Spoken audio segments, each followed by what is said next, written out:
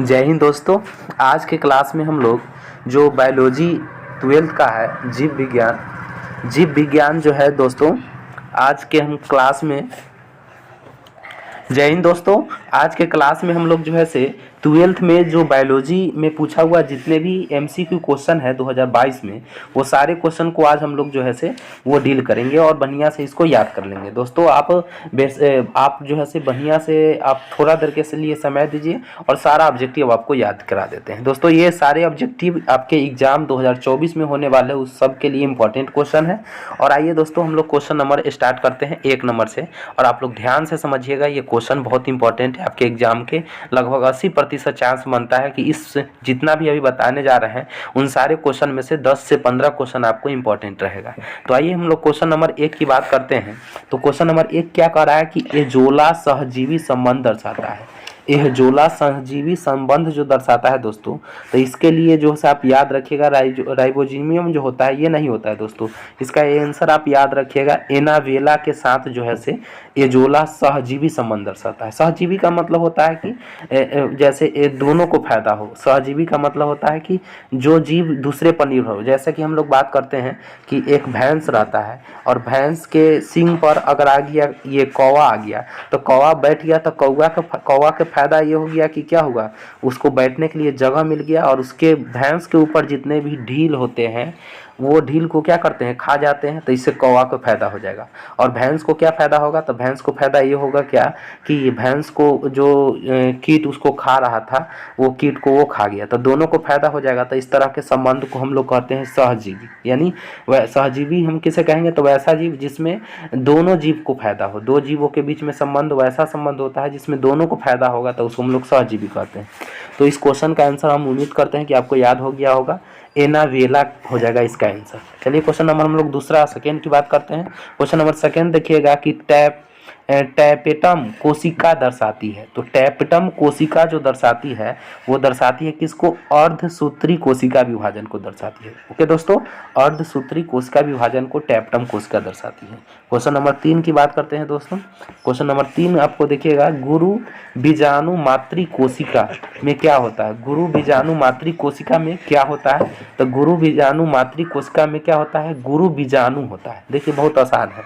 गुरु बीजाणु मातृ कोशिका में अगर पूछ लेवे क्या होता है, तो इसका आंसर होगा गुरु बीजाणु होता है। देखिए दोस्तों समय बहुत कम है, आप पूरी एकाग्रता के साथ आप तैयारी कीजिए, आपको बहुत सारा फायदा होने वाला है। समय तो हम मान रहे हैं कि बहुत कम है, लेकिन इसी कम समय में आपको कुछ नहीं करना है, क्वेश्चन बैंक के सारे ऑब्जेक्टिव को बनाना है, याद कर लेना है। अभी तक हम 2009 और 2010 केमिस्ट्री का ऑब्जेक्टिव का हम PDF बना चुके हैं, वीडियो बना चुके हैं। आप उस वीडियो को नहीं देखे हैं तो जाकर जरूर देखिए। और इसी तरह से आज हम लोग बायोलॉजी के बना रहे हैं। चलिए क्वेश्चन नंबर हम लोग बात करते हैं 4।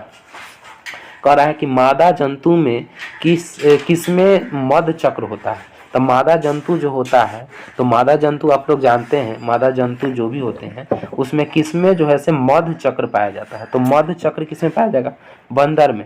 बंदर में जो है से अब जानते हैं मेंस्ट्रुअल साइकिल जो होता है, मेंस्ट्रुअल साइकिल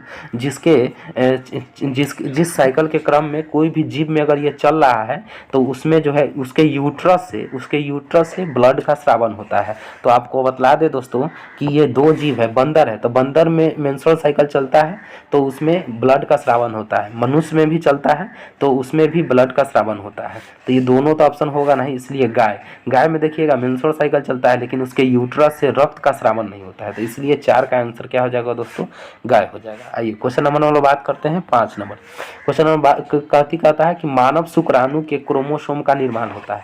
तो मानव शुक्राणु में जो क्रोमोसोम जो होता है, क्रोमोसोम का जो निर्माण होता है वो कहाँ पर होता है, तो मानव शुक्राणु में आप याद रखिए गोल्जी का एक जगह होता है, कोशिकांग का एक भाग होता है गोल्जी का, उसी में जो है मानव शुक्राणु के एक्रोसोम का क्या होता है, निर्माण होता है। मानव शुक्राणु जो होता है दोस्तों, मानव शुक्राणु जो होता है उसके ऊपर वाले जो नोक होते हैं उसको हम लोग कहते हैं एक्रोसोम, यहीं से हार्मोन्स रिलीज करता है। अब आइए क्वेश्चन हम लोग बात करते हैं 6 नंबर क्वेश्चन का। कह रहा है मनुष्य में अपरा का निर्माण होता है। तो मनुष्य में अपरा का निर्माण किसके द्वारा होता है, तो मनुष्य में अपरा का निर्माण जो होता है एक मनुष्य के बॉडी में पाया जाने वाला एक परत होता है कोरियन परत। तो कोरियन परत के द्वारा, ये C होगा इसका आंसर, कोरियन परत के द्वारा मनुष्य मनुष्य में अपरा का निर्माण होता है। ओके दोस्तों, क्वेश्चन नंबर हम लोग 7 की बात करते हैं। 7 नंबर क्या कर रहा है कि पुष्पीय पौधा में नर युग्मक का निर्माण किसके विभाजन के फलस्वरूप होता है। तो जो पुष्पीय पौधा होता है उसमें युग्मक का निर्माण जो होता है वो किसके विभाजन से होता है, तो जनन कोशिका के विभाजन से। जनन कोशिका क्या करता है, टूटता है।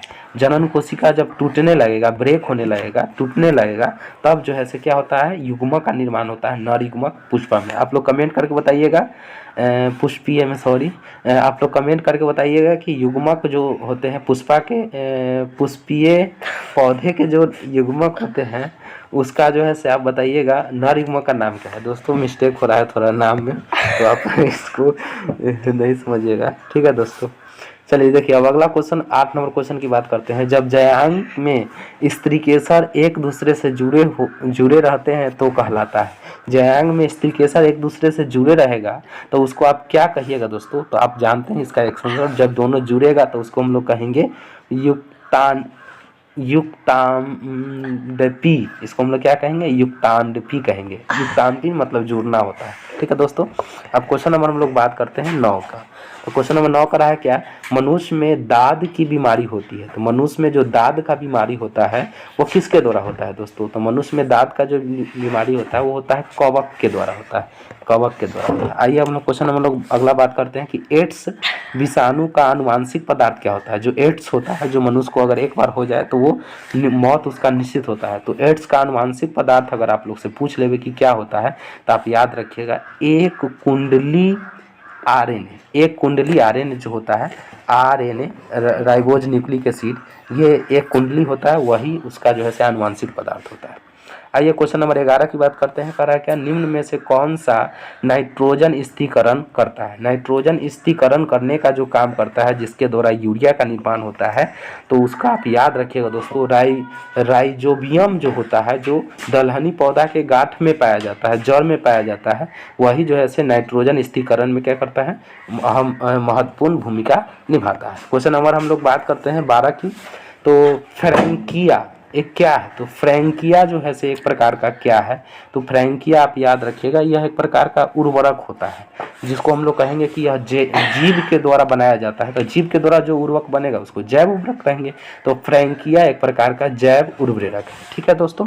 अब हम लोग क्वेश्चन नंबर बात करते हैं ये 13 की। मरुस्थलीय अनुकूलन का उदाहरण है। मरुस्थलीय अनुकूलन का उदाहरण आपको बतला दें तो जो मरुस्थल में पाया जाता है उस अगेव यह एक प्रकार का जो है प्लांट है जो पाया जाता है मरुस्थल में।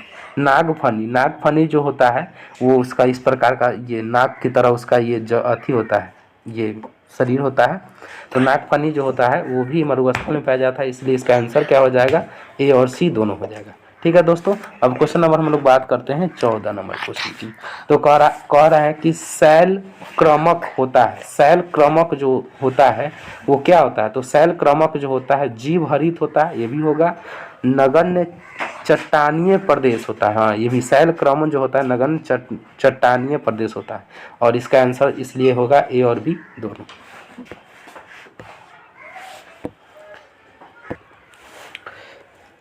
आइए दोस्तों, क्वेश्चन नंबर हम लोग 14 की बात करते हैं। 14 तो हम कर लिए हैं, अब हम लोग क्वेश्चन नंबर बात करेंगे तो 15 की बात करेंगे। आइए दोस्तों, क्वेश्चन नंबर 15 क्या करता है कि मनुष्य में मात्रात्मक लक्षण का उदाहरण है। तो मात्रात्मक लक्षण का जो उदाहरण होता है मनुष्य में वो क्या होता है, तो मात्रात्मक, बाल का रंग नहीं, ये मात्रा के आधार पर नहीं होता है। आँखों का रंग नहीं, ये आनुवांशिक होता है। नाक का आकार, ये भी नहीं होगा।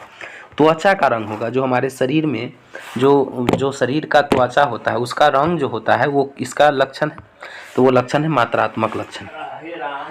क्वेश्चन नंबर हम लोग बात करते हैं 16 की।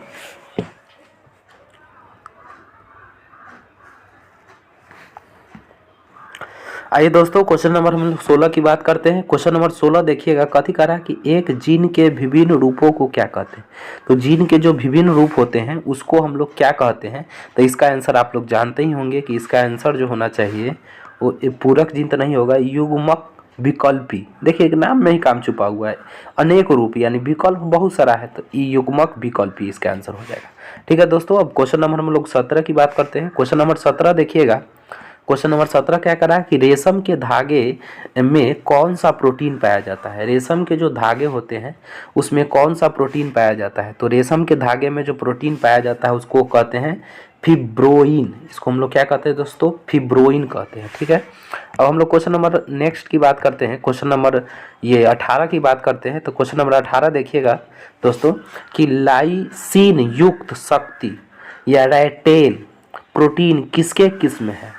यानी लाइसिन युक्त शक्ति रैटेन प्रोटीन किसके युक्त है। तो इसके किस में होता है, आप लोग हाइब्रिड चैप्टर पढ़े होंगे, उसी चैप्टर में इसका आंसर आपको पता चलेगा। तो लाइसिन युक्त शक्ति पैटर्न या प्रोटीन ये होता है मक्का का किस्म होता है। ठीक है दोस्तों, अब क्वेश्चन नंबर हम लोग बात करते हैं 19 का। तो कह रहा है क्या पेनिसिलियम उत्पादित करता है। तो पेनिसिलियम जो होता है वो किसको उत्पादित करता है। तो पेनिसिलियम जो होता है दोस्तों वो मीटोस्पोर को भी उत्पादित करता है और मियोस्पोर को भी उत्पादित करता है। देखिए मीटो और मियो दो को याद रखिए, इसके लिए इसका आंसर क्या हो जाएगा, ए और सी दोनों हो जाएगा। ठीक है दोस्तों, अब क्वेश्चन नंबर हम लोग बात करते हैं 20 नंबर। तो क्वेश्चन नंबर 20 क्या कर रहा है कि निषेचन आंतरिक होता है। तो आंतरिक निषेचन के दो प्रकार होते हैं, बाह्य निषेचन और आंतरिक निषेचन। तो आंतरिक निषेचन जो होता है वो तारा मछली में नहीं, ये बाह्य निषेचन होता है। हड्डीदार मछली इसमें भी बाह्य निषेचन होता है। उभयचर में तो बाह्य होता है। शार्क जो होता है उसमें पाया जाता है आंतरिक निषेचन। ठीक है दोस्तों, अब क्वेश्चन नंबर हम बात करते हैं 21 का। तो क्वेश्चन नंबर 21 देखिएगा कि विभिन्नता का मुख्य स्रोत क्या है। यानी विभिन्नता अलग, इस दुनिया में सब जीव ही हैं और सब जीव में एक प्रकार का प्राण है। तो सब में भिन्नता क्यों पाई जाती है, भिन्नता का मूल कारण क्या हो सकता है। तो यही क्वेश्चन पूछ रहा है। तो भिन्नता का मूल कारण आप लोग उत्परिवर्तन समझ सकते हैं। उत्परिवर्तन यानी हमेशा जो परिवर्तन होगा पहले से कुछ बदलाव जरूर होगा, पहले से अच्छा हो या ना हो लेकिन कुछ परिवर्तित जरूर होगा, इसलिए हम कहेंगे उत्परिवर्तन। आइए क्वेश्चन नंबर हम लोग बात करते हैं 22 का। तो क्वेश्चन नंबर 22 कह रहा है कि इमैनएस्कुलेशन किससे होता है।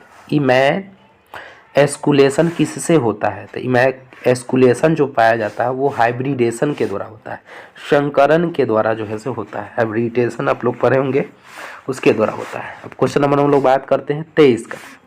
तो क्वेश्चन नंबर 23 क्या कर रहा है कि 23 तो अभी देखे हैं शायद, नहीं 23 नहीं देखे हैं। अब देखिए 23 नंबर देखते हैं। मिमिक्री की उपयोगिता क्या है, मिमिक्रिंग का उपयोगिता क्या होता है। तो मिमिक्रिंग जो होता है वो उपयोगिता क्या करता है। तो देखिए बहुत सारे जीव जो होते हैं ना बचने के लिए, अपने जीवन को सुरक्षित करने के लिए आवाज़ निकालते हैं, शेर का, बाघ का, ताकि सब जो डर के भाग जाए।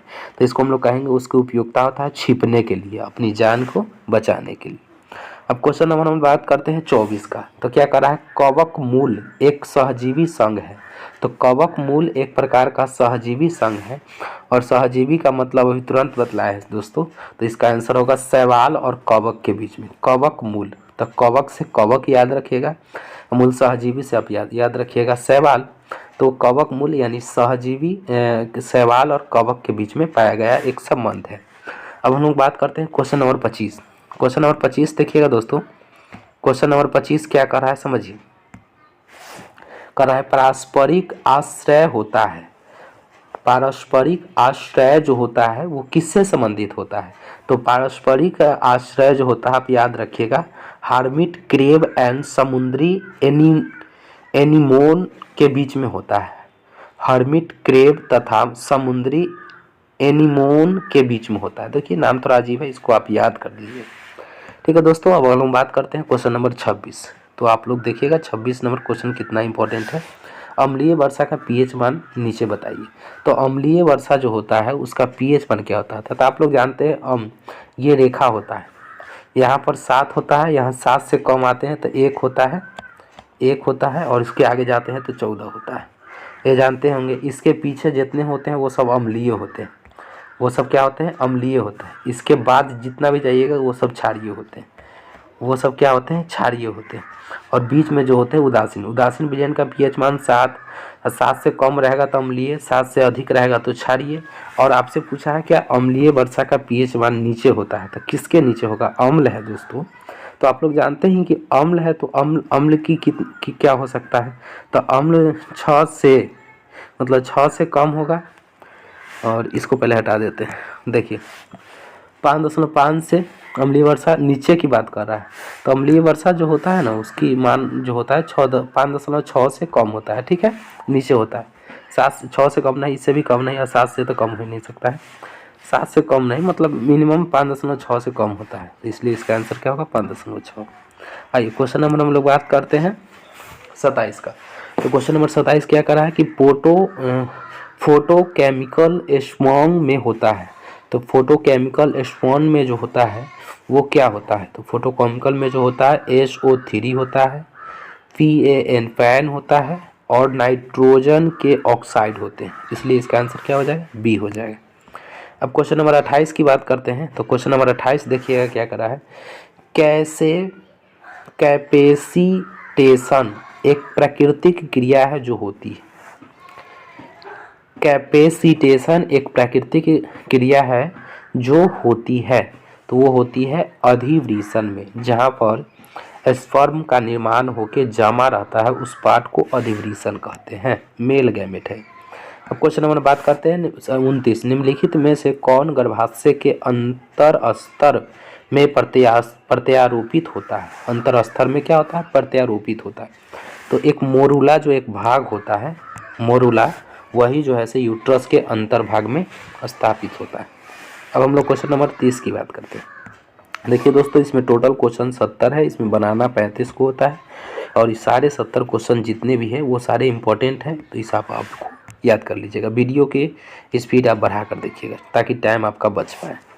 तो आइए हम लोग क्वेश्चन नंबर अगर हम बात करते हैं 30 का, मानव भ्रूण संरक्षित रहता है। मानव भ्रूण जो होते हैं वो संरक्षित रहते हैं, तो किस में संरक्षित रहते हैं, तो एमनियोटिक गुहा में। एमनियोटिक गुहा यूट्रस में पाया जाने वाला एक गुहा होता है, उसी में सुरक्षित होते हैं, ठीक है दोस्तों। अब क्वेश्चन नंबर बात करते हैं 31 की, मनुष्य के विकास की आयु के लिए द्वारा मापी जाती है। तो मनुष्य का जो विकास है की आयु किसके द्वारा मापी जाती है, तो मनुष्य का कितना विकास हुआ या उसकी आयु क्या है, तो वह किसके द्वारा मापी जाती है दोस्तों, तो आप सुने होंगे कार्बन डेटिंग के द्वारा मापा जाता है। कार्बन दिनांक या कार्बन C14 आप जिसे कहते हैं, C14 के द्वारा जीवाश्म की आयु को पता किया जाता है।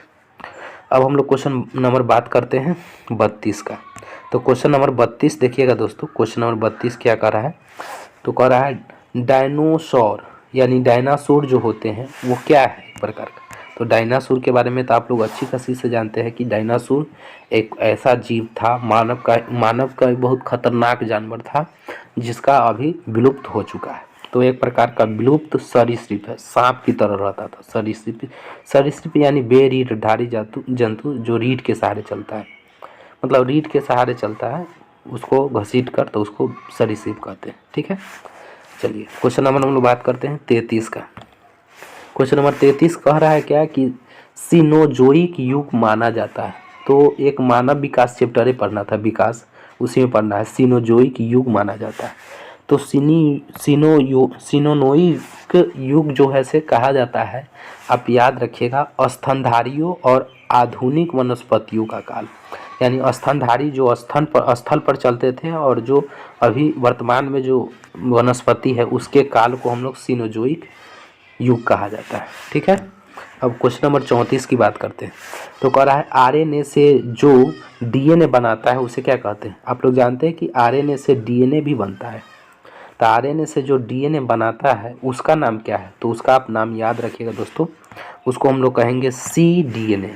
cDNA जो होता है वो cDNA जो होता है, DNA जो होता है वो क्या करता है, वो निर्माण करता है आरएनए से डीएनए का, ठीक है। तो इसका आंसर डी हो जाएगा। क्वेश्चन नंबर 35 की बात करते हैं, पॉलीमरेज श्रृंखला। 35 नंबर क्या कर रहा है, पॉलीमरेज श्रृंखला के लिए आवश्यक एंजाइम क्या होता है। पॉलीमरेज श्रृंखला के लिए आवश्यक एंजाइम क्या होता है, तो इसका आंसर होगा दोस्तों टैग पॉलीमरेज। टैग पॉलीमरेज जो होते हैं इसका ये आवश्यक एंजाइम होते हैं। क्वेश्चन नंबर हम लोग बात करते हैं 36 की। कह रहा है न्यूक्लिक अम्ल किस एंजाइम के द्वारा खंडित होता है। न्यूक्लिक अम्ल जो होता है किस एंजाइम के द्वारा खंडित होता है। तो न्यूक्लिक अम्ल आप लोग जानते हैं कि न्यूक्लियोएजेज देखिए नाम में काम छुपा हुआ है, न्यूक्लियोएजेज के द्वारा जो है से खंडित होता है। अब हम लोग क्वेश्चन नंबर बात करते हैं 37 की। देखिए दोस्तों, बात नहीं कर रहे हैं ज़्यादा, आपके हम कोशिश कर रहे हैं कि बहुत कम से कम समय में आपको जितना ज़्यादा लाभ पहुंचा सकें, है कि नहीं। चूँकि समय बहुत कम है तो आप वीडियो को स्पीड बढ़ा लेकर और इस सारे वीडियो को आप देख लीजिए एक बार में, आपको बहुत सारा ये इम्पोर्टेंट या डाउट क्लियर करेगा। ठीक है दोस्तों, मेहनत करते रहिए, है ना। ये भोर का समय जो होता है बहुत अंधेरा होता है, लेकिन आपको बतला दे दोस्तों कि हर भोर के बाद तुरंत बाद ही सूर्योदय होता है ना। तो उसी प्रकार आपके जीवन का अभी भोर का समय है, आपके जीवन में बहुत सारा अंधेरा होगा, अभी हिम्मत हारना नहीं है। इसी समय अपने आप को समायोजित करना है, अपने माइंड को समायोजित करना है और जीतना है दोस्तों। कम से कम अपने लिए नहीं, अपने मम्मी पापा के लिए एक बार जीतना है दोस्तों। और बहुत सारी समस्या है, उन सारी समस्याओं को झेलते हुए आगे हम लोग को बढ़ते चलना है। ठीक है दोस्तों, तो आप लोग टेंशन नहीं लीजिए, उजाला आएगी और खुशियाँ छाएगी और रिजल्ट भी लाएगी। अब कब लाएगी? जब अभी पढ़ाई आप लोग कीजिएगा तब। तो आप लोग पढ़िए, आपकी एक छोटी सी प्रयास, आपका एक छोटा सा मेहनत आपके परिवार वालों के लिए, आपके चाहने वालों के लिए एक गिफ्ट के तौर पर खुशी ला सकता है दोस्तों। ठीक है, तो कम से कम अपनों के लिए पढ़िए। आइए क्वेश्चन नंबर हम लोग बात करते हैं, न्यूक्लिक अम्ल किस एंजाइम के द्वारा खंडित होता है। तो अभी तुरंत देखें न्यूक्लियोज। 37 नंबर क्वेश्चन की बात करते हैं, मनुष्य के साथ चमगादड़ के पंख एवं हेल्स के फलीहर अभिव्यक्त किया जाता है। हेल्स के फलीहर व्यक्त किया जाता है। मनुष्य के हाथ चमगादड़ के पंख तथा हेल्स के फलीहर व्यक्त किया जाता है। तो इसका आंसर हो जाएगा 37 का डी। 37 का हो जाएगा डी, असमजात अंक हो जाएगा। असमजात अंक हो जाएगा, क्या हो जाएगा दोस्तों? असमजात अंक हो जाएगा। मनुष्य के हाथ चमगादड़ के खंड तथा हेल्स के फलीवर व्यक्त करते हैं तो असमजात अंक के द्वारा। ठीक है, अब क्वेश्चन नंबर हम लोग बात करते हैं 38। तो क्वेश्चन नंबर 38 कह रहा है क्या कि PCR तकनीकी के दौरान DNA के प्राइमर्स के बांधने की क्रिया को क्या कहलाती है? बांधने की क्रिया को क्या कहलाती है?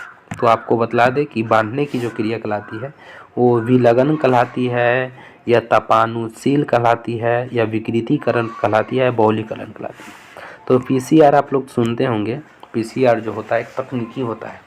DNA और RNA जो चैप्टर पढ़े होंगे उस समय आप लोग पढ़े होंगे। तो PCR के द्वारा जो है किया जाता है, वो किया जाता है तपानुशीलन किया जाता है, तपानुशीलन। ठीक है, अब क्वेश्चन हम लोग बात करते हैं 39 का।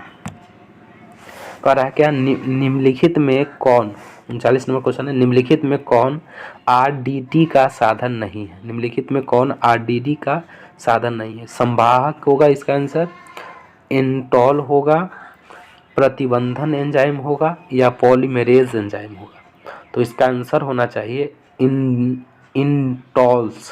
इंटॉल्स एंजाइम के द्वारा जो है हम लोग क्या कर सकते हैं इसको,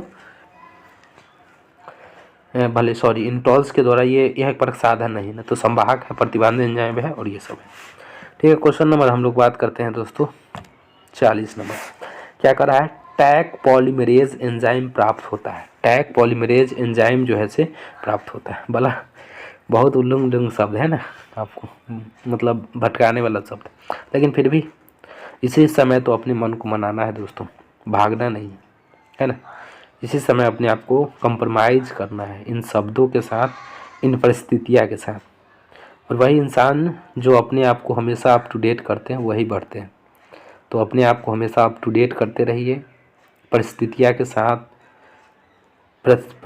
के साथ मिल कर उस परिस्थितियों को साथ दीजिए ताकि वह परिस्थितियाँ चले जाए अपने खुशी खुशी से।